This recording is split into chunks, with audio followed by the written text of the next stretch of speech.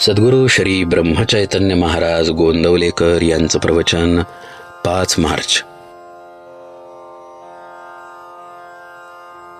भगवंताचे नाम कधी सोडू नये. जगामध्ये सर्वस्वी खरे असे अस्तित्व एकच असले पाहिजे, त्यालाच आपण भगवंत असे म्हणतो. भगवंत हा अत्यंत सूक्ष्म असल्यामुळे मनुष्याचा विचार त्याच्यापर्यंत पोहोचू शकत नाही. मानवी विचार हा शब्दमय आहे, म्हणून विचाराच्या भूमिकेवर उभे राहून भगवंताची कल्पना करायला शब्द हेच साधन आहे. याला नाम असे संत म्हणतात.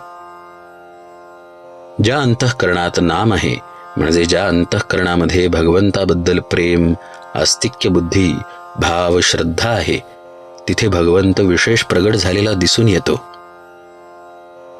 भगवंताबद्दल आस्तिक्य बुद्धी असणे म्हणजे स्वतःबद्दल नास्तिक्य बुद्धी असणे होय. एका म्यानात ज्याप्रमाणे 2 तलवारी राहू शकत नाहीत, त्याप्रमाणे भगवंत आणि अहंपणा एका अंतःकरणात राहू शकत नाहीत. संत हे भगवंताशी एकरूपच झालेले असतात. भगवंताचे नाम घेणे म्हणजे आपल्या कर्तेपणाचा अभिमान कमी करणे होय. नामाचे प्रेम लागले म्हणजे कर्तेपणाचा अभिमान कमी होतो. कर्तेपणा भगवंताकडे सोपवल्यावर आपली स्वतःची इच्छा राहतच नाही.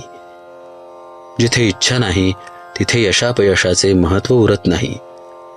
कधी सुख तर कधी दुःख, कधी यश तर कधी अपयश, हा प्रपंचाचा धर्मच आहे हे ओळखून आपल्या आयुष्यात घडणाऱ्या सर्व घटना त्याच्या इच्छेने आणि सत्तेने घडून येतात, अशी जाणीव ज्याच्या अंतःकरणात उमटली, त्याला भगवंताचे अस्तित्व खरे समजले. मी खरा नसून तोच खरा आहे हे सांगण्यासाठी जिथे मीच उरत नाही, ती खरी पूर्णावस्था होय. तिथे मी त्याला जाणतो हे देखील संभवत नाही. संत ओळखू यायला आणि त्यांची भेट घडायला भगवंताचे नामच घेत राहणे आवश्यक आहे. नाम घेत असताना सदाचरण कधी सोडू नये, नीतीच्या मर्यादा कधी ओलांडू नयेत, निराश कधी बनू नये, देहाला उगीच कष्टवू नये, पण काही झाले तरी भगवंताचे नाम कधी सोडू नये. कर्तव्याचे फळ प्रारब्धाधीन असल्याने जे फळ मिळेल त्यात समाधान मानावे. किंबहुना भगवंताच्या सत्तेने सर्व सूत्रे हलतात, म्हणून प्रारब्ध देखील त्याच्या नजरेखाली काम करते. नाम घेणे म्हणजे सर्वस्व देणेच होय. मोठा अधिकारी आपल्या सहीचा शिक्का करतो. तो ज्याच्या हातामध्ये असतो तो मनुष्य त्या शिक्क्याने साहेबा इतकेच काम करवून घेऊ शकतो. हे जसे व्यवहारामध्ये आहे, अगदी तसेच भगवंताच्या बाबतीत आहे. जे काम प्रत्यक्ष भगवंत करतो तेच काम त्याचे नाम करत असते.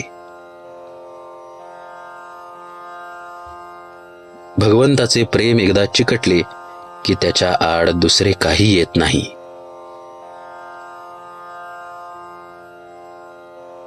जानकी जीवन स्मरण जय जय राम.